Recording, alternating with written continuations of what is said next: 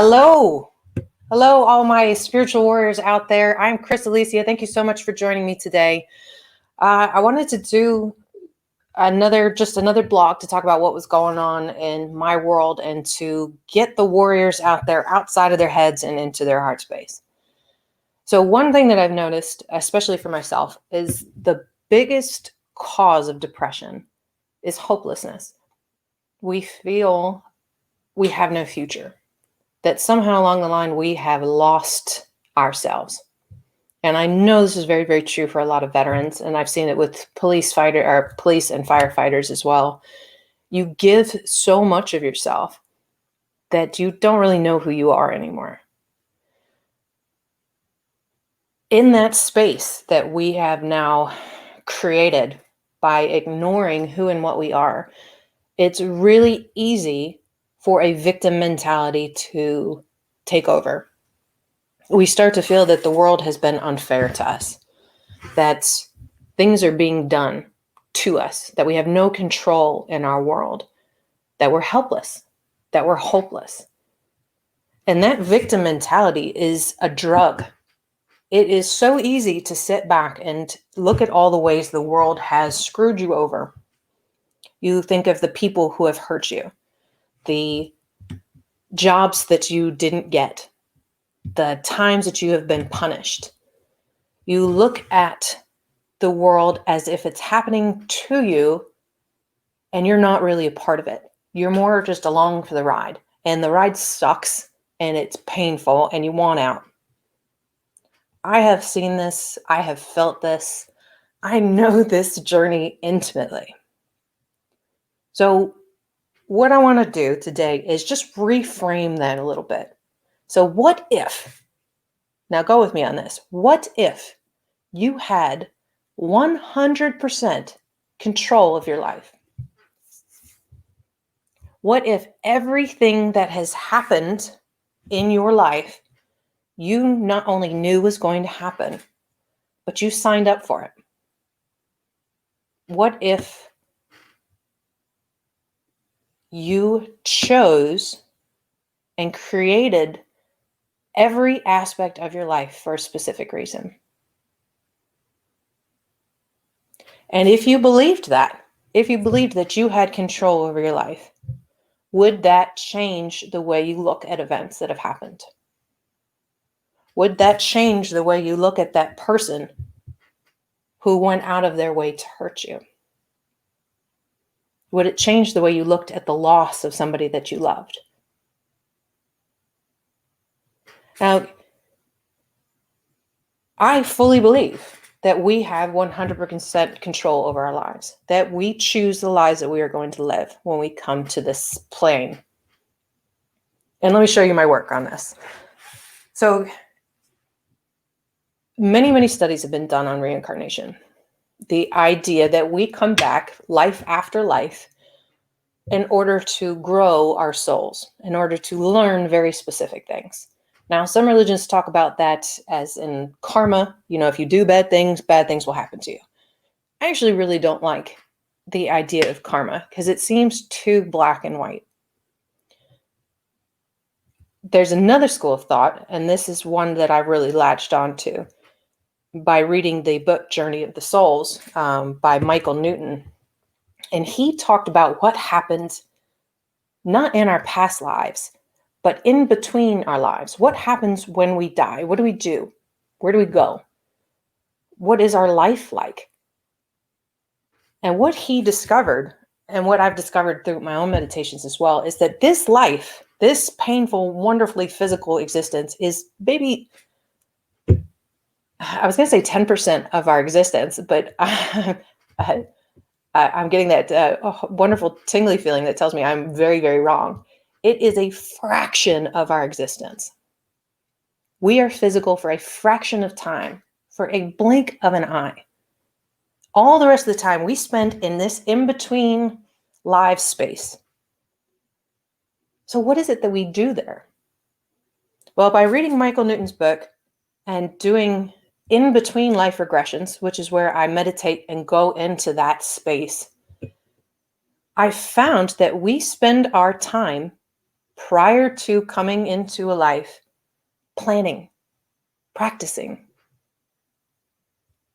executing every nuance of what our life is going to be like, so that when we come down into this form, we learn the lessons that we need to learn. We experience the pain that we need to experience in order to face a very specific challenge, in order to get our soul to respond. Now, this is not fate that I'm talking about. Fate would almost suggest that you have no choice, that you come here and your life is already pre-planned, preordained by some higher being. That's not what I'm saying. What I'm saying is you are the higher being. What I'm saying is that you planned your life. And what I saw in this in-between place, and I've read about in many different case studies, is that when you're in this in-between space, you're essentially looking at a book of your life. All of your lives are laid out in front of you, and you're able to see very specifically where your soul has grown and where it still needs to grow. And then you are going to plan your next incarnation based on those lessons. It is not only logical, is not necessarily the right word. It's not only logical, it's divinely intended. You read this book of yourself and you say, here's what I need to experience in this next life. Nothing happens to you accidentally.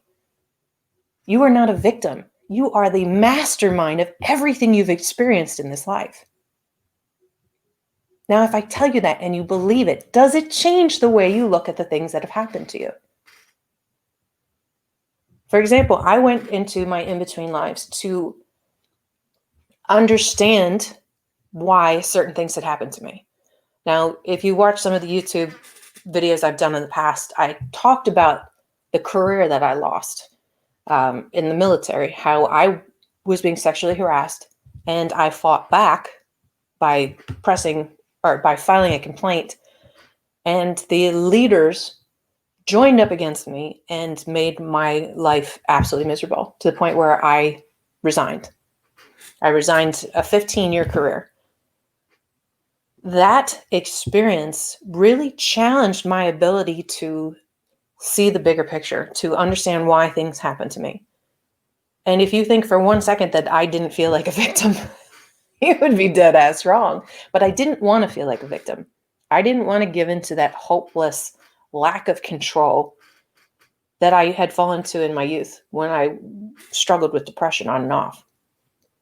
So I went into a meditation and I went into the in-between space, and I looked at myself, my soul, my divine being planning out this life. And I got to see why I planned that event into my life. What was it that I needed to experience by going through that? And that event, along with several of the others, was very much a crucible for me. And what I saw when I really stepped back and looked at this event from the lens of a spiritual event that I planned instead of something that was just happening to me, I was able to see the intention behind the event. I was able to see that forced me out of a pathway that I honestly would have followed till death. I would have stayed in that career. I would have gone on. Maybe I would have done good things, but I was missing a part of myself in that career. I was too aggressive. I was too focused on my career and not at all focused on anything else. By having that crucible moment, by losing everything, I was able to reevaluate who and what I was and essentially open up avenues of myself that I hadn't done before. I realized that by going into this in-between space, that event was not a bunch of random men trying to hurt me. It wasn't poor victim little Chris, the world is out to get her. This was a divine event that I scheduled into my life, that I planned to give my soul the opportunity to expand in a way that I would not have done if I had stayed in that career. So if you take that principle and you look at an event in your life that is still haunting you, maybe something that keeps you up at night, something you dream about. You look at the loss of your child. You look at an attack. You look at those walking through fire moments that make us the warriors that we are. We don't shy away from this shit. This is our lives. Our lives are not bunny rabbits and daffodils. Our lives are hard. But we don't ever back down from the challenge. That's what makes us warriors. So don't forget on the other side that not only do you have control over your life, but you had control over that event. Not to prevent it, but to understand it. To maybe let it go. It's not a demon riding on your back telling you that you're a piece of crap, that you did something wrong. Even if you hurt somebody, if you cheated on your wife, if you hurt somebody, if you did something in a war situation that you're not proud of, guess what? You planned that for a reason. And not you, the James walking around on Main Street, the divine you. So take a step back. Look at that event as if it was created by a divine being with an intention to teach you something. How does that change the way you look at the event? If you planned every single aspect of your life with the intent of giving your soul an opportunity to grow in order to embrace your divinity, not just when you're not in a physical form, but while you're in a physical form, how does that change how you look at the things that have happened to you? Did they happen to you? Or were they opportunities? The reason I say all of this is because depression steals your hope. It makes you feel helpless. It makes you feel like life is completely out of your control. I felt it. But life is never outside of your control. Never. You just have to remember that you created this for a reason. And even if it sucks going through it, you're not going to feel logical while you're going through the stages of grief. You're not going to feel logical when you're feeling post-traumatic stress. But once you get to a place where you're no longer just reacting emotional, take a step back and look at that event from the lens of an analyst. Look at that lens as an artist. Try to figure out how those pieces add up to create the puzzle that is you. Because the pieces aren't wrong. There's no odd-shaped pieces. There's no imperfect pieces. They're perfectly created to create you. So why were they shaped that way? This is also a great way to let go of anger towards people, because people aren't out there just pissing on you. They might feel that way.